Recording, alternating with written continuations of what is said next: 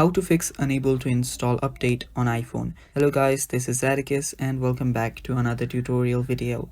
In today's video, I'll teach you guys how you can fix unable to install update on iPhone. So without any further ado, let's dive right into it. The first thing that you'll need to do is check your internet connection. So swipe down from the top right corner to head over to your control center, and on there you can long press on the connectivity section and long press on your Wi-Fi. After you do that, you can change your Wi-Fi connection or simply turn it off and then turn it back on again. You can even turn on and turn off your airplane mode as well. And after doing that, you can head back.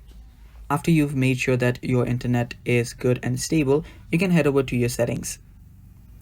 On your settings, what you'll need to do is you'll simply need to check for your new software updates or iOS updates require a lot of storage space. So make sure that you have enough. Head over to General. And on General, head over to iPhone storage. After you're there, make sure that you have plenty of space remaining. And if you don't have enough space, you can simply offload unused apps as it's recommended right here. After that, you can head back and right here under General, scroll down until you find an option that says VPN and device management. Tap on it and make sure that you're not connected to any VPN.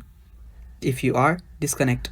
To do that, you can head back here and come back to your software update and update your software, and it's that simple. That is how you fix unable to install update on iPhone.